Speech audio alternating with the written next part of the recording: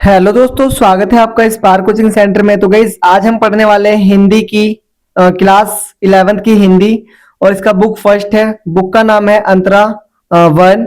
और अध्याय है आपका पांचवा, जिसका नाम है ज्योतिबा फूले। ठीक है, ये पार्ट वन है। पार्ट सेकंड बहुत जल्द अपलोड हो जाएगा। ये हमारा फोन नंबर है 8178988103। ठीक है, तो हम इसमें पढ़ेंगे। सबसे पहले ज्योतिबा फूले थे कौन और इन्होंने समाज के लिए क्या करा। आपने सुना होगा कि जो शिक्षा है महिलाओं के लिए वो सबसे पहले इन्होंने फैलाई। और कहीं ना कहीं जो सबसे पहला जो स्कूल खुला था वो 1848 में खुला था। ठीक है, महिलाओं के लिए।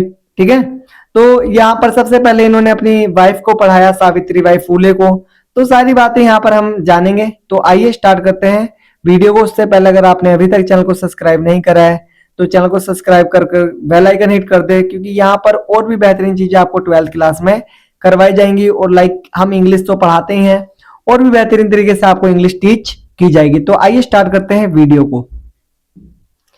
देखिए, दिखाया गया ज्योतिबा फूले। ठीक है, तो ज्योतिबा फूले पाठ एक प्रेरणादायक जीवनी परक रचना है। ये क्या है? एक प्रेरणादायक और जीवनी परक रचना है, जिसमें समाज सुधारक महात्मा ज्योतिबा फूले के जीवन, विचारों और संघर्षों का सजीव चित्रण किया गया है। मतलब इसमें बताया गया किस तरीके से ज्योतिबा फूले है, उनके जीवन में संघर्ष आया और कहीं ना कहीं वो उन संघर्षों से उभरे। ठीक है, ये पाठ विशेष रूप से उस समय के भारतीय समाज की कुरीतियों, जाति व्यवस्था, छुआछूत, अंधविश्वास और स्त्री शिक्षा की उपेक्षा को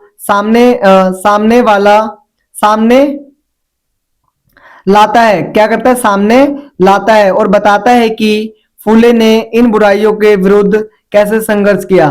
देखो, कहीं ना कहीं जो हमारा समाज था वो कैसे एक तरीके से आपने देखा हो, कुरीतियां थी, कुछ जाति व्यवस्था थी, छुआछूत था, अंधविश्वास था, स्त्री शिक्षा पे स्त्री शिक्षा को नहीं मानते थे वो लोग। तो किस तरीके से जो ज्योतिबा फूले उन्होंने संघर्ष किया और कहीं ना कहीं उन लोगों का जो जो बुराइयां थी वो उनका क्या करा? विरोध किया। ये सारी यहाँ पर हम चीजें पढ़ेंगे।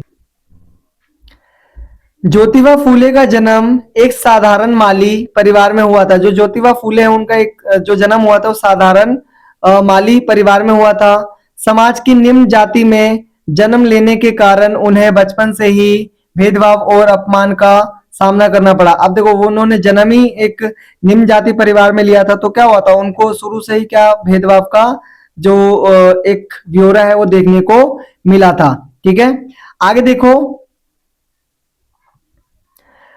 इन अनुभवों ने उनके मन में समाज सुधार की भावना को और अधिक प्रबल किया। उन्होंने क्या करा कि मतलब कि इन ये जो समाज सुधारक की जो प्रेरणा थी और ज्यादा उसको क्या हो गया? प्रेरणा मिल गई। ठीक है, और ज्यादा मजबूत हो गया। उन्होंने समझ लिया था कि समाज की वास्तविक प्रगति प्रगति तभी संभव है जब सभी लोगों को समान अधिकार और अवसर मिले। देखो, समाज की जो प्रगति हो तभी संभव हो पाएगी जब सभी लोगों को क्या मिले? समान अधिकार मिले और समान अवसर मिले। ठीक है, मतलब समाज कब एक विकसित हो पाएगा? जब सभी लोगों को एक तरीके से बराबर माना जाएगा। ठीक है, फूले शिक्षा को सामाजिक परिवर्तन का सबसे सशक्त माध्यम मानते थे। फूले क्या समझते थे कि जो सामाजिक परिवर्तन है वो कैसे हो पाएगा? शिक्षा से। ठीक है, बिना एजुकेटेड हुए हम समाज को परिवर्तन नहीं कर पाएंगे। उस समय स्त्रियों और दलितों की शिक्षा पर सख्त प्रतिबंध था। उस समय क्या था कि जो दलित होते थे, जो महिला होती थी, उनकी शिक्षा पर क्या था? पूरा प्रतिबंध था। ठीक है, आगे देखो, बता रखा है, लेकिन ज्योतिबा फूले ने इन रूढ़ियों को तोड़ने का साहस किया। ज्योतिबा फूले ने क्या करा? इन रूढ़ियों को तोड़ने का साहस किया। उन्होंने अपनी पत्नी सावित्रीबाई फूले को स्वयं पढ़ाया और फिर दोनों ने मिलकर लड़कियों के लिए पहला विद्यालय खोला। उन्होंने क्या करा? दोनों ने पहले तो उन्होंने खुद संघर्ष करा। ठीक है, फिर उन्होंने जो ज्योतिबा फूले उन्होंने अपनी वाइफ को पढ़ाया और फिर दोनों ने मिलकर क्या करा? एक पहला विश्वविद्यालय खोला। ये उस युग में एक क्रांतिकारी कदम था। ये जिस समय भाई इन्होंने स्कूल खोला था ना, उस समय बहुत क्रांतिकारी था। ठीक है, क्योंकि उस समय सोचो लोग वह डरते थे। आगे समाज ने उनका तीव्र विरोध किया। उन्हें अपमानित किया गया, लेकिन उन्होंने अपने लक्ष्य से कभी भी समझौता नहीं किया। देखो, उनसे ना लोगों को मतलब कि बहुत अपशब्द बोले गए, बुरा बोला गया, लेकिन उनका एक लक्ष्य था कि हमें पढ़ाना है, तो उन्होंने समाज की बातों पर ध्यान नहीं दिया।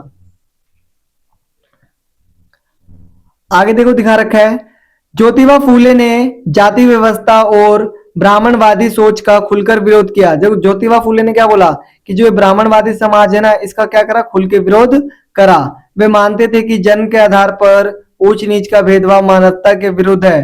मतलब कि जन्म के आधार पर तुम कह रहे हो कि ये अमीर के घर में, ये गरीब के घर में, ये इस जाति में, इस जाति में, तो ये बिल्कुल गलत है। ठीक है, वे मानते थे कि जन्म के आधार पर ऊंच नीच का कोई भेदभाव मानवता के विरुद्ध है। उन्होंने शूद्रों और अति शूद्रों को अपने अधिकारों के प्रति जागरूक किया और उन्हें शिक्षा प्राप्त करने के लिए प्रेरित किया। मतलब उन्होंने क्या करा कि जो शूद्र थे, जो अति शूद्र थे, उनको क्या करा, उनको शिक्षा प्राप्त करने के लिए क्या करा, प्रेरित किया।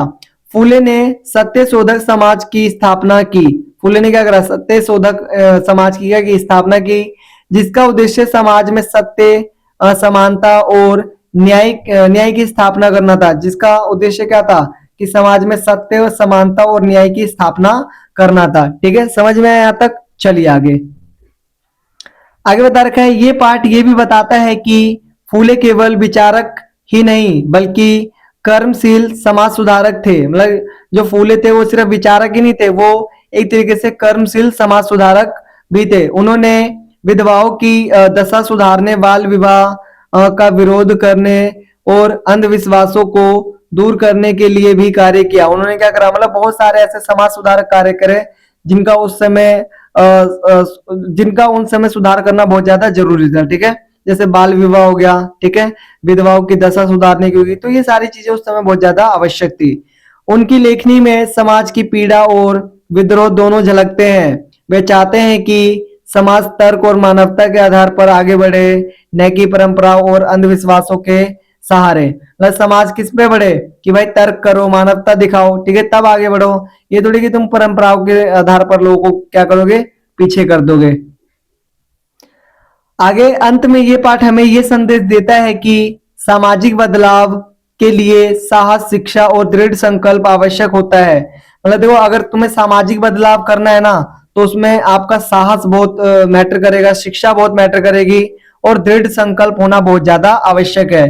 ज्योतिबा फूले का जीवन हमें सिखाता है कि सच्चा सुधारक वही होता है जो विरोध और कठिनाइयों के बावजूद सत्य और न्याय के मार्ग पर डटा रहता है। ज्योतिबा फूले पाठ विद्यार्थियों की समानता, समानता, सामाजिक न्याय और मानव मूल्यों की समझ विकसित करने की प्रेरणा देता है। देखो, जो ज्योतिबा फूले हैं भाई, वो एकदम दृढ़ थे, उनको जो समाज सुधार करना था उन्होंने करा। तो हमें भी अगर समाज सुधार में भाग लेना है, करना है, तो ऐसा नहीं कि ये हम तुरंत कर लेंगे, इसमें थोड़ा सा टाइम लगता है, थोड़ी सी समय लगती है। तो just you have to give your time. ठीक है, आप जिस चीज में टाइम देंगे आप वैसे ही बन जाएंगे। क्योंकि कहते हैं कि दुनिया में हर चीज वापस आ सकती है, लेकिन समय कभी भी वापस नहीं आ सकता। ठीक है, तो आपको क्या करना पड़ेगा, दृढ़ होना पड़ेगा, संकल्पित होना पड़ेगा कि हाँ मुझे करना ही करना है। तभी आप कुछ चीजें को कर पाएंगे अपने लाइफ में, चाहे कोई सा एग्जाम हो, चाहे कुछ भी आपको क्लियर करना है। तो first of all you have to think कि how to solve the problem and how to set our mind. ठीक है, तो बहुत डिटरमाइन होना पड़ेगा किसी चीज को पाने के लिए। तो गाइस आज के लिए इतना ही, मिलते हैं फिर नेक्स्ट वीडियो में, तब तक के लिए टाटा बाय बाय, जय हिंद, जय भारत।